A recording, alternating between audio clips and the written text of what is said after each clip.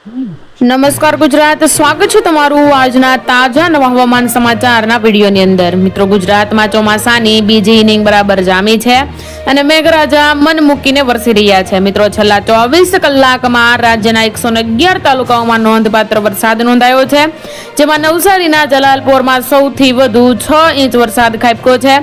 આ સાથે જ અમદાવાદ અને ગાંધીનગર અને સાથે સાથે વલસાડ સહિત 57 તાલુકાઓમાં વહેલી સવારથી જ વરસાદી માહોલ છવાયેલો છે. દક્ષિણ ગુજરાતમાં ભારે વરસાદને કારણે અનેક રસ્તાઓ પાણીમાં ગરકાવ થઈ ગયા છે અને જળબંબાકારની સ્થિતિ સર્જાઈ છે. હવામાન વિભાગની આગાહી મુજબ આજે દક્ષિણ ગુજરાતમાં ધોધમાર વરસાદની શક્યતા છે અને આગામી 7 દિવસ સુધી રાજ્યભરમાં આ જ પ્રકારે વરસાદી માહોલ યથાવત રહેવાનો છે. હવામાન વિભાગની વિગતવાર આગાહી પર નજર કરીએ તો આજે સુરત, ડાંગ, નવસારી, વલસાડ, તાપી, દમણ તેમજ દાદરા અને નગર હવેલીના છૂટાછવાયા સ્થળોએ ભારે વરસાદની પૂરેપૂરી શક્યતા છે. આ ઉપરાંત આગામી 25 જુલાઈના રોજ એટલે કે આવતીકાલના રોજ મધ્ય અને પૂર્વ ગુજરાતના અરવલ્લી, પંચમહાલ, દાહોદ, મહીસાગર અને છોટાઉદેપુર જિલ્લાઓમાં પણ ભારે વરસાદની આગાહી કરી દેવામાં આવી છે. સાથે સાથે અમદાવાદ શહેરની વાત કરીએ તો આજે વાતાવરણ સામાન્ય રીતે વાદળછાયું રહેશે અને દિવસ દરમિયાન 1 થી 2 વખત ગાજવીજ સાથે વરસાદી ઝાપટા પડી શકે છે. શહેરમાં મહત્તમ તાપમાન 36.4 ડિગ્રી અને લઘુત્તમ તાપમાન 27.1 ડિગ્રી નોંધાયું છે અને ચાલુ ચોમાસાની સિઝનમાં ગુજરાતમાં અત્યાર સુધી અપેક્ષા કરતા 32% ઓછો વરસાદ નોંધાયો હતો. પરંતુ હવે મેઘરાજાએ ફરી ધમાકેદાર બેટિંગ શરૂ કરી દીધી છે અને છેલ્લા 24 કલાકમાં રાજ્યના 95 તાલુકાઓમાં વરસાદ ખાબક્યો છે, જેમાં તાપીના વાલોડમાં સૌથી વધુ 2.5 ઇંચ વરસાદ નોંધાયો છે. અને મિત્રો, વહેલી સવારે સુરત અને નવસારીમાં ધોધમાર વરસાદ તૂટી પડતા નીચાણવાળા વિસ્તારો અને ગરનાળામાં પાણી ભરાઈ ગયા હતા. આ ઉપરાંત મોડી રાત્રે અમદાવાદ અને જૂનાગઢમાં પણ મેઘમહેર જોવા મળી હતી. હવામાન વિભાગ દ્વારા આગામી 6 દિવસ સુધી સમગ્ર રાજ્યમાં ગાજવીજ સાથે હળવાથી મધ્યમ વરસાદની આગાહી કરવામાં આવી છે, જેને પગલે તાપમાન ગગડતા લોકોને અસહ્ય ગરમી અને બફારામાંથી મોટી રાહત મળી છે. દક્ષિણ ગુજરાતમાં વરસાદે જમાવટ કરી છે. સુરત શહેરમાં આજે વહેલી સવારથી 5 વાગ્યાથી જ ધોધમાર વરસાદ શરૂ થઈ ગયો છે અને માત્ર ગણતરીના કલાકોમાં અને ગણતરીના સમયમાં 2 ઇંચથી વધુ પાણી ખાબકતા આખું શહેર ફરી એકવાર જળબંબાકાર બની ગયું હતું. આ સામાન્ય વરસાદે જ મહાનગરપાલિકાની પ્રી મોન્સૂન કામગીરીની પોલ પણ મિત્રો ખોલી નાખી હતી. શહેરના ઉધના રેલવે ગરનાળા અને ઉધના નવસારી રોડ અને રામપુર વિસ્તારમાં ઘૂંટણસમાં પાણી ભરાઈ જતા વાહન વ્યવહાર ખોરવાયો હતો અને લોકોને ભારે મુશ્કેલીનો સામનો કરવો પડી રહ્યો હતો. આજે સવારે 6 થી સાંજના 6 વાગ્યા સુધીમાં રાજ્યના કુલ 73 તાલુકામાં વરસાદ પડશે અને ગુજરાતના ખેડૂતો અને સામાન્ય નાગરિકો માટે હવામાન નિષ્ણાત અંબાલાલ પટેલે ચોમાસાને લઈને જે સૌથી મોટી આગાહી કરી દીધી છે, જેની વાત કરીએ તો મિત્રો 25 અને 26 જુલાઈ દરમિયાન ગુજરાતમાં મેઘરાજા મન મૂકીને વરસવાના છે. ખાસ કરીને ઉત્તર અને મધ્ય ગુજરાત પર મેઘરાજાની વિશેષ મહેરબાની જોવા મળશે, જ્યાં ભારેથી અતિ ભારે વરસાદ તૂટી પડવાની પૂરેપૂરી શક્યતા છે અને આગાહી મુજબ આ સમયગાળા દરમિયાન રાજ્યના મોટા ભાગના વિસ્તારો વરસાદથી બરાબરના તરબોળ થઈ જશે. અંબાલાલ પટેલની આગાહી મુજબ ઉત્તર અને મધ્ય ગુજરાતના વિસ્તારોમાં મેઘરાજા તોફાની બેટિંગ કરી શકે છે. ઉત્તર ગુજરાતના મહેસાણા, સાબરકાંઠા અને અરવલ્લી જિલ્લાના વિવિધ ભાગોમાં 3 ઇંચથી પણ વધુ વરસાદ ખાબકવાની આગાહી કરવામાં આવી છે. આ ઉપરાંતની મિત્રો વાત કરીએ તો મધ્ય ગુજરાતમાં અમદાવાદ, વડોદરા અને આણંદના વિસ્તારોમાં પણ ભારે વરસાદ પડી શકે છે અને હવામાનની આગાહી મુજબ જો વરસાદી સિસ્ટમ વધુ મજબૂત બનશે તો એકલા વડોદરા અને તેની આસપાસના વિસ્તારોમાં 4 ઇંચથી લઈને 6 ઇંચ કે તેથી વધુ પણ વરસાદ તૂટી પડે તેવી શક્યતા હાલ દર્શાવવામાં આવી રહી છે.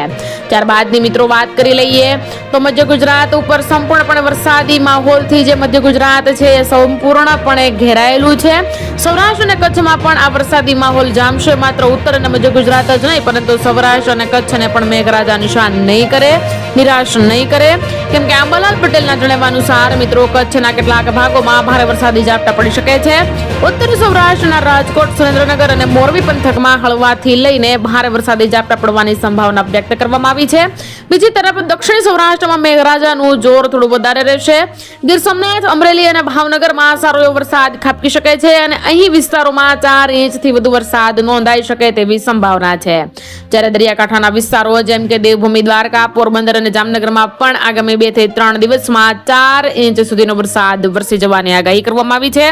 રાજ્યના 21 જિલ્લાઓમાં રેડ એલર્ટ આપી દેવામાં આવ્યા છે. કયા જિલ્લાઓ છે જે હવામાન વિભાગે આપણને જણાવ્યા છે તેમાં છે અમદાવાદ, ગાંધીનગર, મહેસાણા, અરવલ્લી, સાબરકાંઠા, બનાસકાંઠા, પાટણ, કચ્છ, સુરેન્દ્રનગર, મોરબી, ખેડા, આણંદ, વડોદરા, ભરૂચ, રાજકોટ, બોટાદ, ભાવનગર, અમરેલી, જૂનાગઢ, ગીર સોમનાથ અને દીવ જિલ્લામાં ગાજવીજ સાથે ભારે વરસાદની આગાહી કરતા રેડ એલર્ટ જાહેર કરી દેવામાં આવ્યું છે.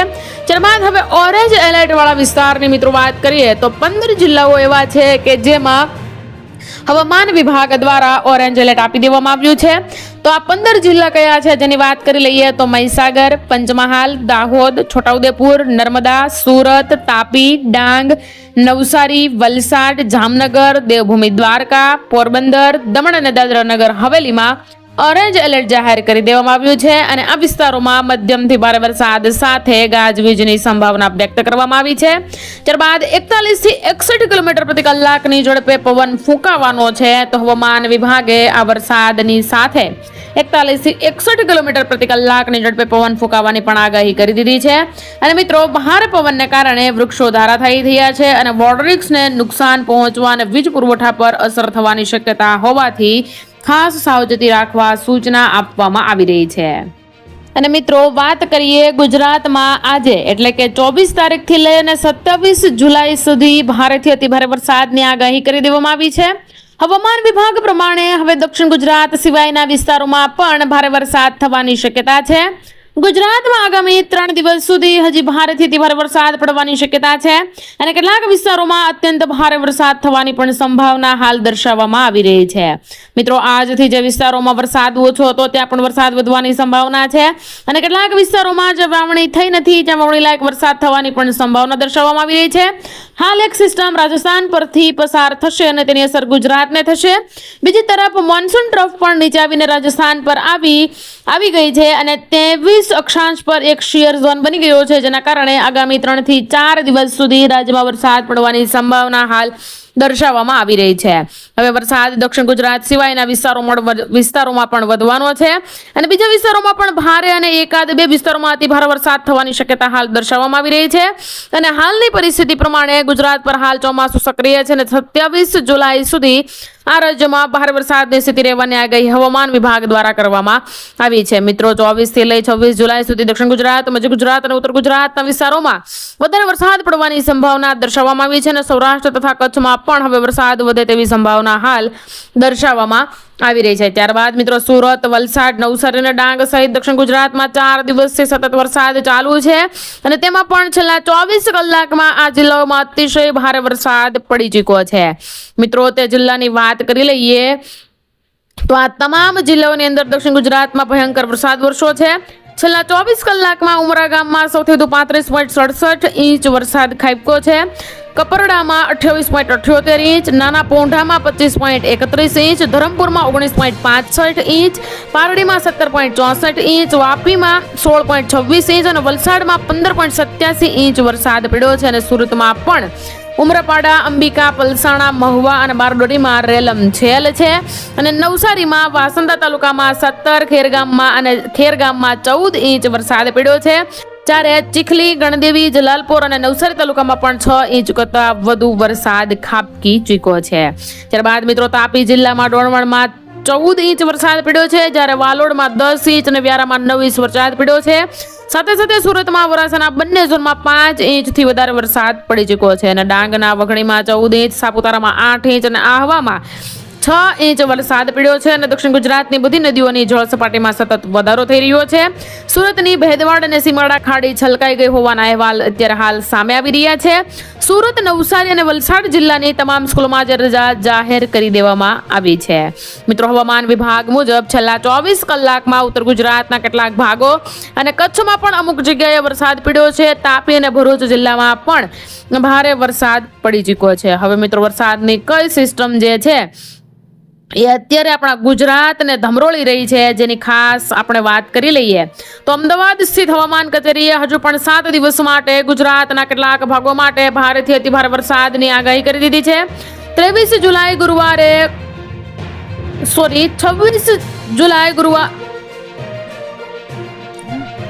જુલાઈ શુક્રવારે પંચમહાલ, દાહોદ અને મહીસાગર જિલ્લામાં કેટલીક જગ્યાએ ભારેથી અતિભારે વરસાદ પડવાની આગાહી આપી દેવામાં આવી છે. અને આ જિલ્લાઓને રેડ એલર્ટ હેઠળ મૂકી દેવામાં આવ્યા છે. શુક્રવારે સાબરકાંઠા, ગાંધીનગર, અરવલ્લી, ખેડા, વડોદરા, છોટાઉદેપુર, નર્મદા, ડાંગ, નવસારી, વલસાડ, તાપી, દમણ, દાદરાનગર અને હવેલીને ઓરેન્જ એલર્ટ હેઠળ જાહેર કરી દેવામાં આવ્યા છે. અને આ જિલ્લાઓમાં ભારે વરસાદ પડી શકે છે. જ્યારે શુક્રવારે બનાસકાંઠા, મહેસાણા, અમદાવાદ, આણંદ, ભરૂચ અને સુરતમાં કેટલીક જગ્યાએ ભારે વરસાદની શક્યતા છે. અને આ જિલ્લાઓને યલો એલર્ટ હેઠળ મૂકી દેવામાં આવ્યા છે. અને 24 જુલાઈ શુક્રવારે ભાવનગર, અમરેલી, ગીર સોમનાથ અને બોટાદ અને દીવમાં પણ ભારે વરસાદ પડવાનો છે. ત્યારબાદ મિત્રો 25 જુલાઈ એટલે આવતીકાલની વાત કરી લઈએ તો આવતીકાલે શનિવારે દાહોદ અને મહીસાગર રેડ એલર્ટ હેઠળ છે. અને આ બંને જિલ્લામાં કેટલીક જગ્યાએ ભારેથી ભારે વરસાદ પડી શકે છે. જ્યારે ગાંધીનગર, મહેસાણા, સાબરકાંઠા, અરવલ્લી, ખેડા, પંચમહાલ અને છોટાઉદેપુરમાં શનિવારે અત્યંત ભારે વરસાદ પડવાની શક્યતા છે. શનિવારે મિત્રો અમદાવાદ, વાવ-થરાદ, બનાસકાંઠા, ગાંધીનગર, આણંદ, વડોદરા, નર્મદા, ભરૂચ, સુરત, ડાંગ, તાપી, નવસારી, વલસાડ અને દમણમાં પણ છૂટાછવાયા વિસ્તારોમાં ભારે વરસાદ પડી શકે છે. ત્યાર પછી રવિવારે સાબરકાંઠા અને અરવલ્લીમાં ભારેથી ભારે વરસાદની આગાહી છે. જ્યારે આગામી સોમવારે બનાસકાંઠા અને સાબરકાંઠામાં અત્યંત ભારે વરસાદ પડી શકે છે. તેની સાથે સાથે વાવ-થરાદ, મહેસાણા, ગાંધીનગર, મહીસાગર આ તમામ જિલ્લાઓમાં છૂટાછવાયા વિસ્તારોમાં ભારે વરસાદ પડવાની સંભાવના છે.